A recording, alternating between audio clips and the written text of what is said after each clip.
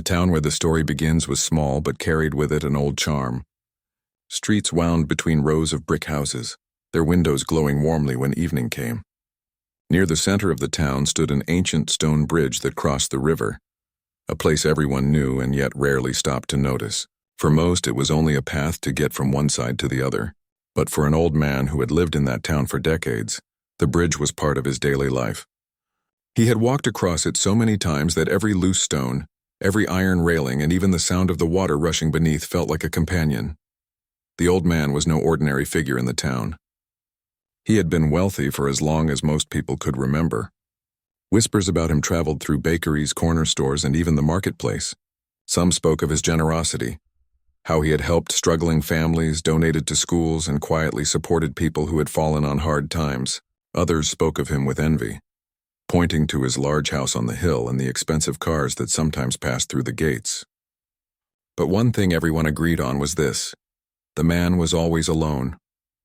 He had no wife to sit with him at the dinner table, no children to walk beside him, only a caretaker, a distant relative who came and went in a house filled with silence.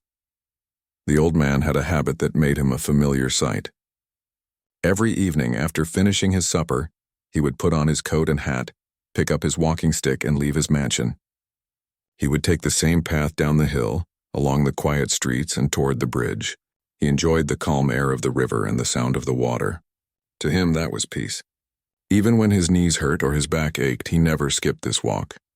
Some of the younger ones joked that if anyone wanted to know the exact time, they only needed to look out their window and see him walking by.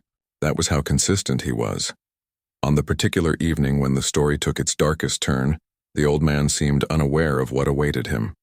The air was cool.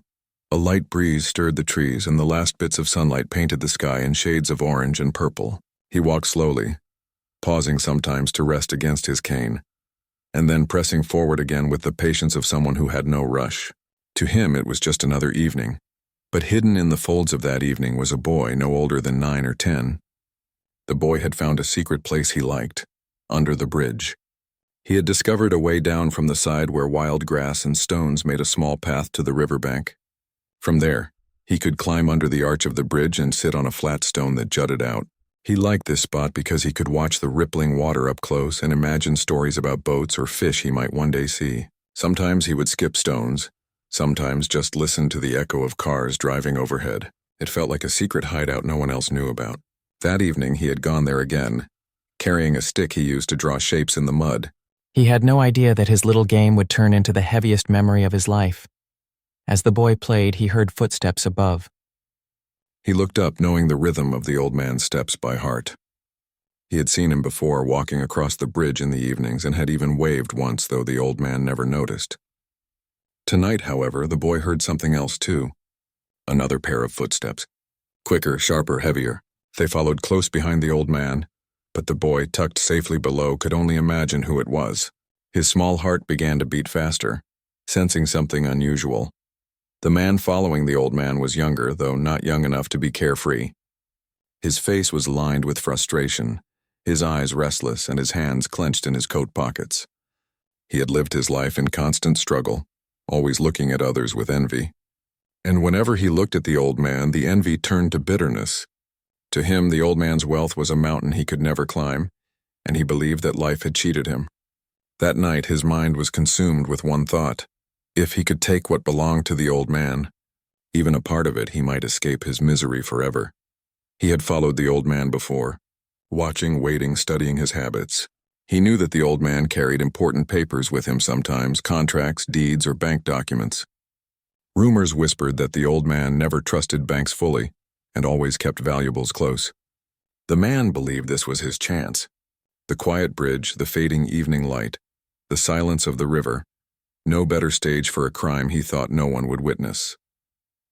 When the old man reached the middle of the bridge, he slowed his pace. The man following him took this moment to step forward, blocking his way. The boy under the bridge, curious about the unusual stillness above, stopped playing with the mud and listened closely. The faint sound of voices reached his ears. "What do you want?" the old man asked, his voice tired but steady. "You know what I want," the man hissed, his words trembling with desperation. "You've had everything your whole life. Tonight it changes. "Hand over the case." The old man leaned on his cane, peering at the man with calm eyes. "You're making a mistake. Nothing good will come from this." The boy, holding his breath, pressed his ear against the stone wall of the bridge. His young mind could not fully understand the words, but he felt the tension. The man's patience snapped. He grabbed at the old man's coat, pulling him closer. The boy saw shadows shifting against the dim light above, one figure tall and frail, the other tense and trembling. The old man struggled, his cane clattering to the ground. The boy's small body froze as fear spread through him like fire. Then in one swift and shocking motion, the man shoved the old man against the railing. The frail figure lost his balance. The boy's eyes widened as he saw a shape tumble over the side. There was a heavy splash, louder than the usual sounds of the river, and then only the rippling water remained. The man above stood still for a moment, his chest rising and falling quickly. He leaned over the railing to confirm, his eyes darting left and right to make sure no one was around. Convinced the night had swallowed the evidence, he stooped to pick up the old man's briefcase, which had fallen during the struggle. Clutching it tightly, he walked away quickly, disappearing into the darkening streets. Under the bridge, the boy remained frozen, his hands trembling. He wanted to cry out, to run, to do anything, but fear held him in place. His small heart pounded so loudly he thought the man might hear it. Only when the footsteps faded into silence did he dare to move. Slowly, he crawled out from his hiding spot, his eyes scanning the river where the old man had fallen. He saw only ripples and shadows. For the boy, the world had changed in that moment. He had always thought of the bridge as a place of games and daydreams, but now it carried a weight he could hardly bear. He knew what he had seen was wrong, terribly wrong, but he also knew that speaking of it might bring danger to him. His young mind wrestled with fear and responsibility, unable to decide what to do next. He ran home that night, his feet splashing through puddles, his stick forgotten by the riverbank. The sound of the splash haunted him, echoing in his ears long after the river had gone silent. At home, he sat in his small bed, clutching the blanket, staring at the shadows on the wall. Sleep did not come easily. Each time he closed his eyes, he saw the old man falling, the desperate look, and the cold water swallowing him whole. The town would wake the next morning to shocking news. Fishermen found the body downstream, and soon the whispers filled the streets. Some said it was an accident. Others claimed the old man must have grown weak and slipped. Few suspected foul play at first, but the boy knew the truth. He had seen it with his own eyes. The question now was whether he would find the courage to tell it. And so, while the rest of the town mourned and speculated, a small boy carried a secret that could change everything. A secret that burned inside him, too heavy for his young heart and yet too dangerous to share lightly. What he had witnessed under the bridge that night was only the beginning of a story that would shake the town to its core. The morning after the tragedy, the town woke to a strange stillness. People rose early as usual, some heading to the bakery for bread, others opening their shops. But whispers spread faster than the smell of coffee in the air. Down by the river, fishermen had made a grim discovery. The body of the old millionaire had been carried downstream, caught against a cluster of rocks near the bend. By mid-morning, word had spread to every corner of the town. The old man who walked the bridge each evening was gone forever.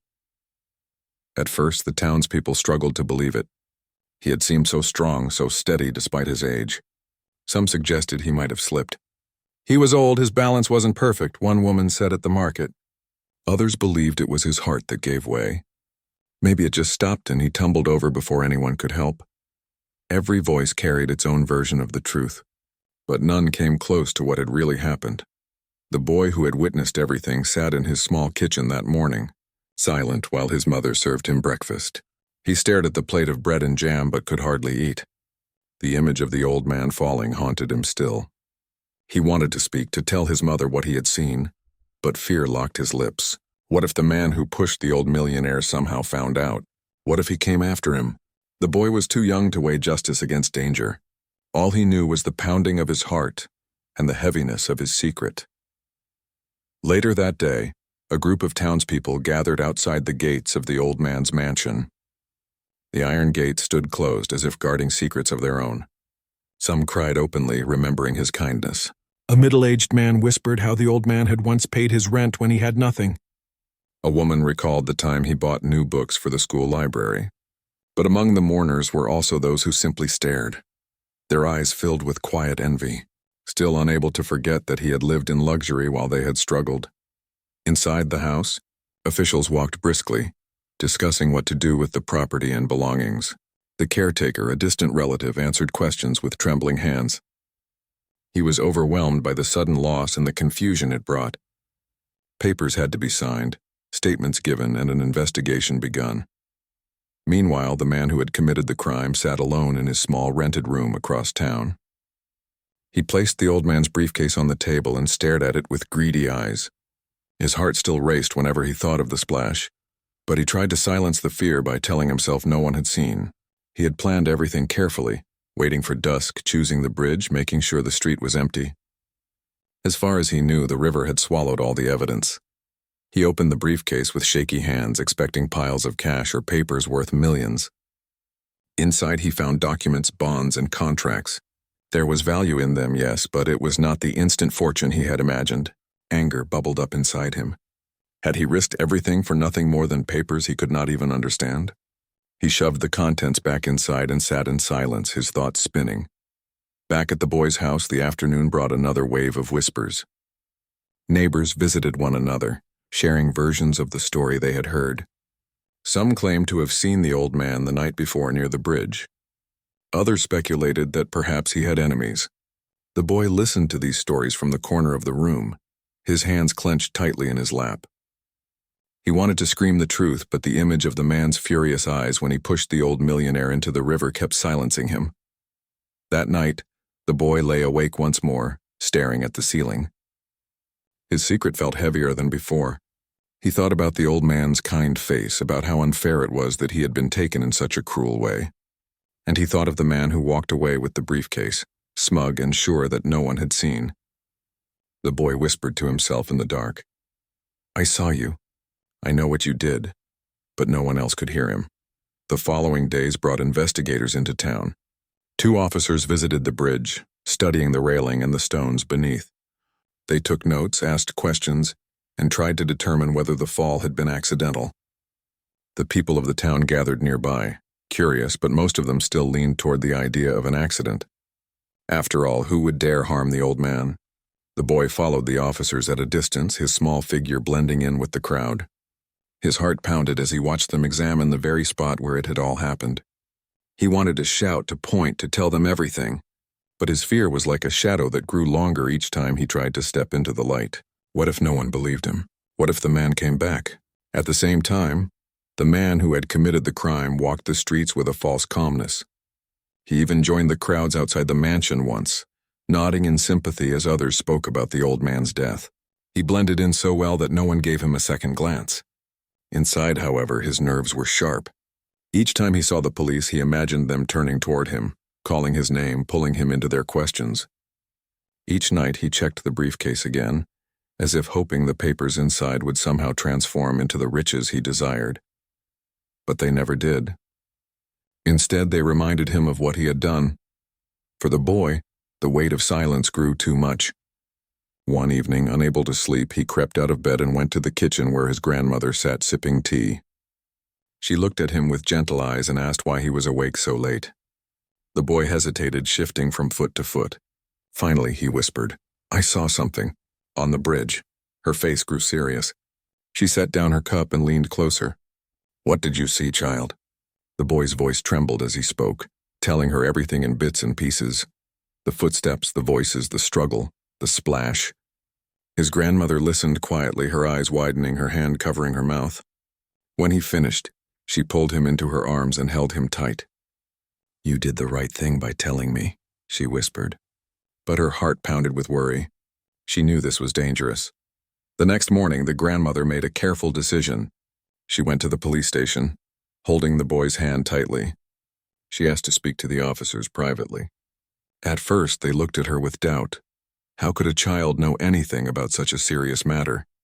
But when the boy began to describe details only someone present could have seen, their expressions changed. The boy told them about the man's voice, the shove, the splash, and the briefcase. He described the fear in the old man's words and the anger in the younger man's. He even mentioned the way the footsteps had sounded, quick, heavy, and sharp. The officers exchanged looks. The possibility of murder, which had seemed distant, now became real. From that moment, the investigation shifted. The officers began to search for anyone who might have followed the old man that night. They asked questions in shops, in taverns, and along the streets. Slowly, a picture began to form. The boy's secret had opened a door that could not be closed, and yet, the man who committed the crime had no idea. He walked freely, unaware that a small witness had spoken. He still believed he had escaped unseen. But shadows had already begun to lengthen around him. His confidence would soon be tested, and the walls he thought were protecting him would start to close in. The boy, meanwhile, felt both lighter and heavier at once. Lighter because he had finally told someone the truth. Heavier because now he understood the danger more clearly. He had become a part of something much larger than himself. He was no longer just a child hiding under a bridge. He was the witness whose words could bring justice. What neither the boy nor the man knew was that the days ahead would bring confrontations neither could have imagined. The truth was beginning to stir, and once it was fully awake, no one in town would be able to ignore it. The days after the boy shared his secret with the officers felt heavier than before. He had finally told the truth, yet the truth had opened a door that brought both hope and fear into his small world. The police had listened carefully, and though at first they had looked at him with doubt, his clear details had convinced them. They began to ask him more questions, about the man's height, his voice, his movements on the bridge. The boy tried his best to answer, though his young memory was shaped more by feelings than by clear facts. He could describe the fear, the anger in the man's tone, the trembling hands, but he could not give a name or address. Still, what he gave was enough to change the path of the investigation. No longer did the officers think of the old man's fall as an accident. Now they spoke of it in low voices, calling it a crime. They started looking into people who might have wished harm on the old millionaire. In a town as small as theirs, envy and bitterness were not hard to find. The boy watched the changes quietly. He saw officers moving about, questioning shopkeepers, stopping people on the street.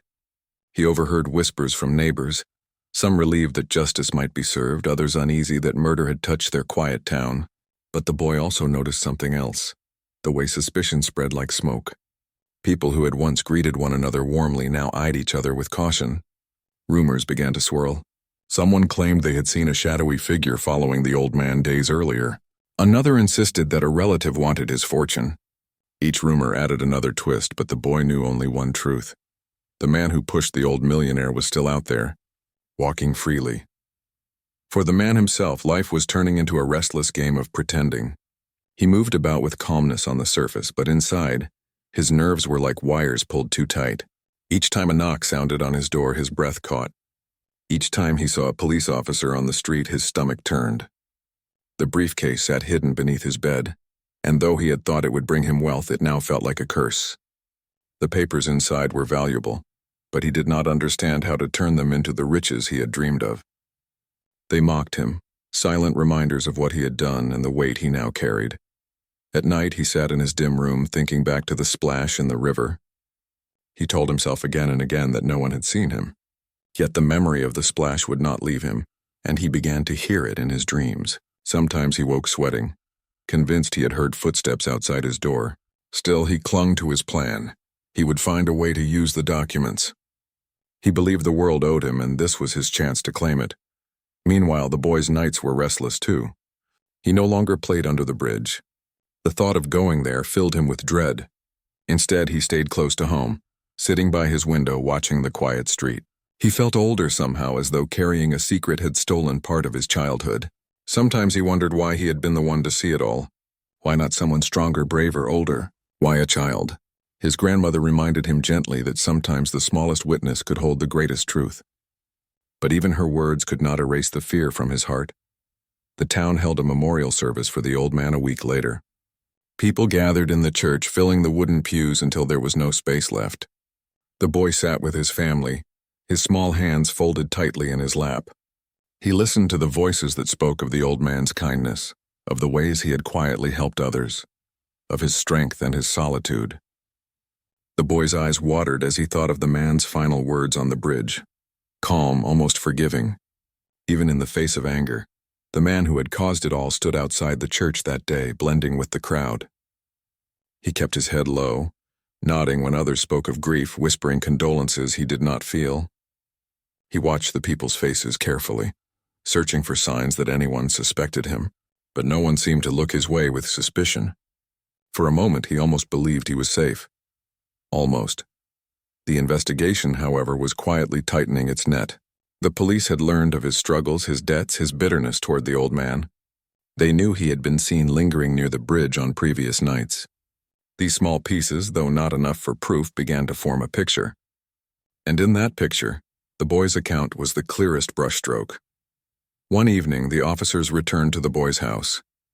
They asked him again to describe the man, this time with more patience, guiding him with gentle questions. The boy spoke slowly, remembering the shape of the man's shoulders, the sound of his shoes on the bridge, the sharpness in his voice. A sketch was drawn, not perfect, but enough to stir recognition in the minds of those who saw it. The circle around the man of greed began to close. The man, unaware of how close danger was, tried to act normal, but guilt had a way of showing itself in the smallest cracks. He grew short-tempered, snapping at neighbors, avoiding direct eye contact. His hands shook when he paid for groceries. His answers stumbled when anyone asked simple questions. People noticed, even if they did not say it aloud. The boy, sensing change in the air, grew braver. He no longer kept his secret locked inside.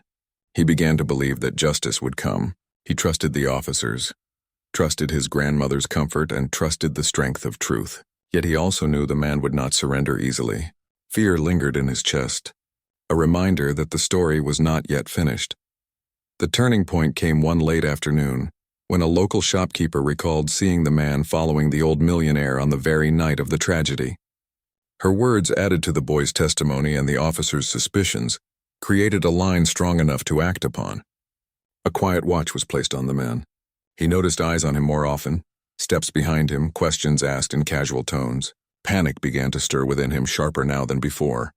In his desperation, he made a choice. One night, he took the briefcase from under his bed and left his room, planning to sell the documents to a stranger in a nearby town. He thought leaving quickly might free him from the shadow closing in. But shadows often move faster than we expect. As he made his way toward the station, his pace quick and nervous, he did not notice that others were following. The officers had been waiting for such a move. The boy's truth had lit a path, and now every step the man took only led him closer to the moment he feared most. The story of that night by the bridge was not over. The splash in the river had not been swallowed in silence. A small boy hidden in the shadows had carried the truth into the light. And as the man of greed hurried into the darkness with the briefcase, he did not yet realize that the very secret he thought was buried was already alive in the hearts of others. The town, once quiet and ordinary, was on the edge of seeing justice unfold. The boy had done more than witness a crime. He had given voice to the truth. And though fear still lived inside him, he had unknowingly set in motion a chain of events that would change everything. The man carried the briefcase tightly against his chest as though it held the key to his survival. His footsteps echoed in the narrow lanes as he hurried through the quiet town. The night air was damp, the kind that clung to clothes and skin, but he hardly noticed. His mind was racing faster than his feet. He kept telling himself that if he could just reach the next town, if he could just find someone willing to buy what he had, he would finally be free. Free of debt, free of worry, free of the weight that had followed him since the moment on the bridge. But no matter how tightly he held the briefcase, he could not silence the echo inside his head, the splash of the river, the sound of the old man's final struggle, and the silence that followed. The sound had burrowed deep into him, returning again and again, stronger each time. He tried to drown it with thoughts of money, with visions of a new life, but the memory always broke through. What he did not know was that he was no longer walking alone. Shadows followed him, quiet and watchful. The police had been waiting for this very moment. After days of patience, after gathering whispers and piecing together the boy's truth with other clues, they were ready. They trailed him carefully, not wanting to scare him too soon, not wanting him to vanish into the night before the trap was set. At the same time, the boy sat awake in his small bed across town. Sleep had become a stranger to him since the night under the bridge. Tonight was no different. He lay with his eyes open, staring at the ceiling, listening to the faint sounds outside, the bark of a distant dog, the creak of wood in the walls. He did not know where the man was or what he was planning, but deep down he felt something was shifting. The air carried a strange heaviness, as though the truth was about to step out from the shadows. His grandmother sat beside him, sensing his restlessness. She stroked his hair gently and whispered, "You have done your part, child. You spoke the truth. Now it is up to others to carry it forward." Her voice was calm, but her eyes were alert. She too felt that something was moving through the night, unseen but close. The man, still clutching the briefcase, reached the edge of town. The railway station lay ahead, dimly lit by flickering lamps. It was nearly empty at that hour.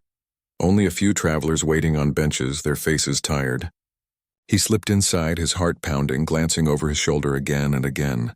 He bought a ticket with trembling hands, mumbling to the clerk and avoiding eye contact. He sat on a bench, hugging the briefcase, trying to look like just another traveler. But inside, every second stretched into an hour.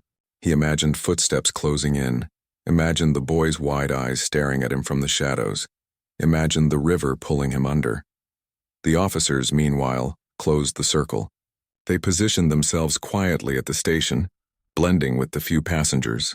They knew it was him, the man they had been watching. All that remained was the right moment. Back at the boy's home, dawn began to color the sky. He finally drifted into a light sleep, dreaming of the bridge again. But in this dream, the old man did not fall. He stood tall, looking at the boy with kind eyes, as though thanking him for speaking up.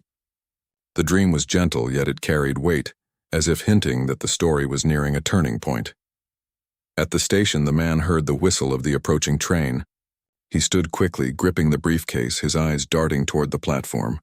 Freedom seemed so close he could almost taste it. He imagined stepping into the train, leaving the town behind, starting anew. He did not notice the officers moving closer, did not see the signal exchanged between them. Just as he stepped forward, a firm hand gripped his shoulder. He spun around, his eyes wide with panic. Two officers stood there, calm but unyielding. "We need to speak with you," one said firmly. The man's first instinct was to run. His body tensed, ready to push past them, but the station was too open, too watched. He saw others closing in from the side. He clutched the briefcase tighter, his breath coming fast. "I don't know what you're talking about," he stammered, his voice high and uneven. But the officers did not loosen their hold. They guided him away from the platform, their eyes never leaving his face. The train whistled again, pulling into the station, but the man knew he would not be boarding it. His chance at escape slipped away with the hiss of steam and grinding wheels. They took him into custody quietly, not wanting a scene. He protested, his words tumbling over one another, but they were weak, unconvincing. The briefcase was taken from him, its weight no longer his to bear. The boy did not see this moment, but when word spread through the town later that day, he felt it like a shift in the air. His grandmother told him gently, her voice steady, that the man had been caught. The boy sat very still, letting the words sink in. Relief washed over him, but so did something else. An ache for the old man who could not return no matter how much truth was revealed. The townspeople reacted with shock. Some had suspected, some had doubted, but now whispers turned into confirmation. The man of greed, the one who had walked among them with false calmness, had been the cause of it all.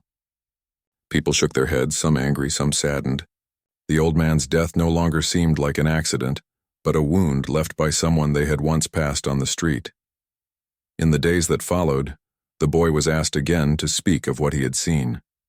This time it was not just to officers, but in preparation for something larger. His words had become the thread that tied the whole story together. He felt nervous but also proud. His truth, once a heavy burden, was now a light shining on the darkness.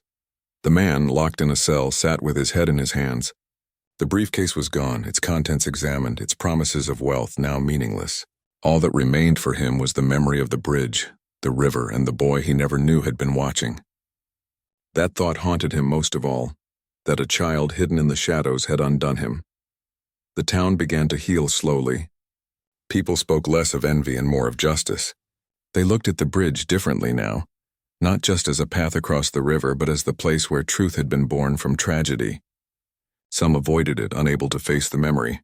Others crossed it with quiet respect, remembering the old man's steady footsteps.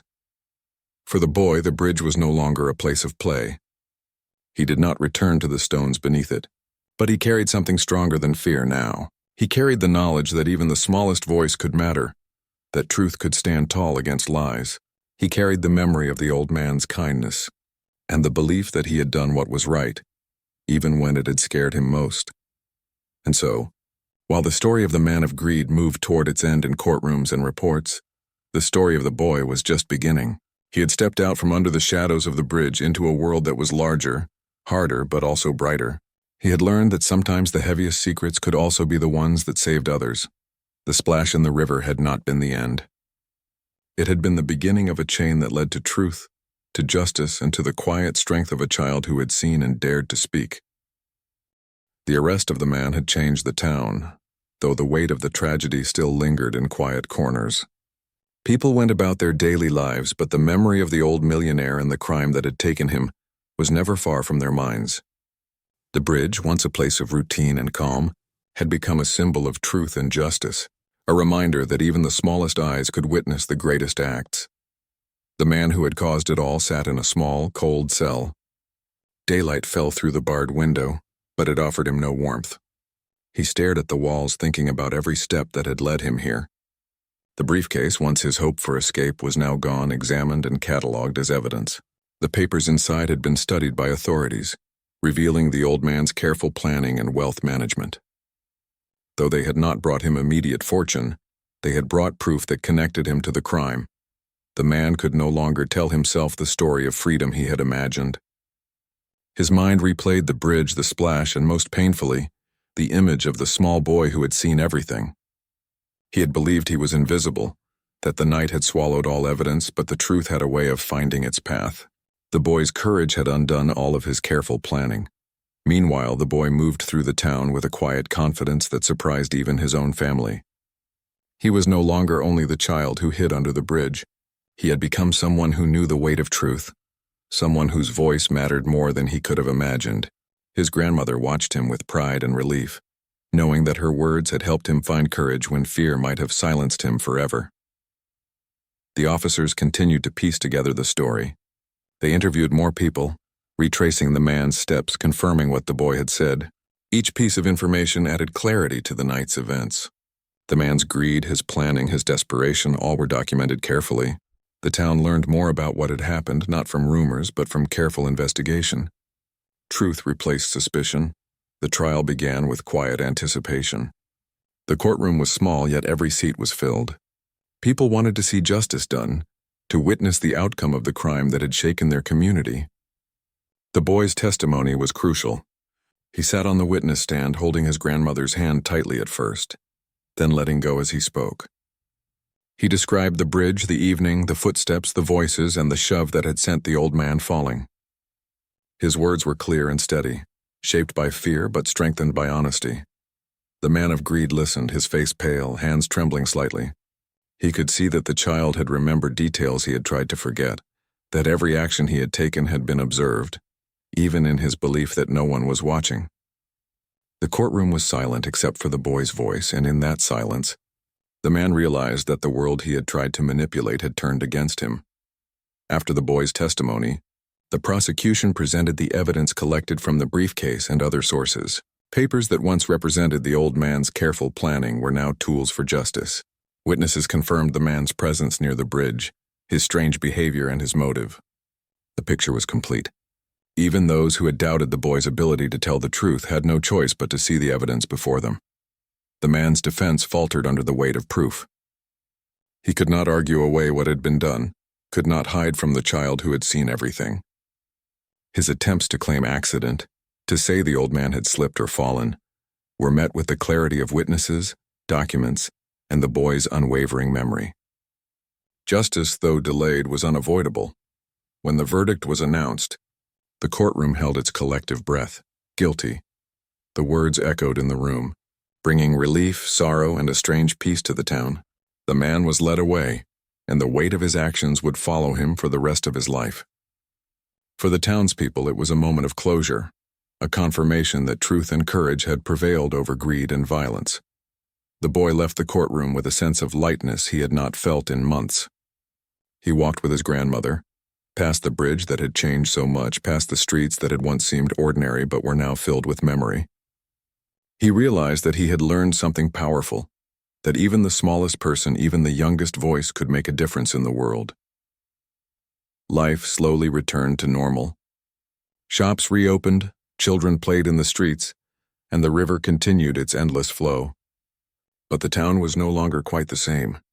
People remembered the old millionaire and the lesson left by his tragic end. They remembered the courage of a child who had dared to speak the truth. The bridge, once just a crossing, became a place of reflection, a reminder of the delicate line between justice and harm, and the power of witnessing. The boy grew older, carrying with him the understanding that life was fragile, and justice required courage. He never forgot the old man's kindness nor the way fear had tested him under the bridge. His experience shaped the way he treated others, with empathy, careful attention, and respect for the truth. The bridge remained a place in his heart, not a site of terror but a symbol of resilience. The man of greed faced the consequences of his actions. His life changed forever behind bars. The briefcase, once a promise of escape, remained as a reminder of how desire unchecked by conscience could destroy everything. The town learned slowly that even in tragedy, there is a path to justice when courage and truth are not ignored. And so, the story came full circle. What began with a silent observation under a bridge ended with the triumph of honesty, and the enduring lesson that even the smallest witness can shape the course of events. The boy had grown, the town had healed, and the old millionaire's legacy lived on, not just in his wealth, but in the quiet heroism of those who choose to stand for what is right. Even in the face of fear, the river continued to flow, as it always had, carrying with it stories of life, loss, courage, and redemption. And for the boy, now older, the sound of the water would always remind him that witnessing, speaking, and standing firm in truth could change the world in ways no one could foresee.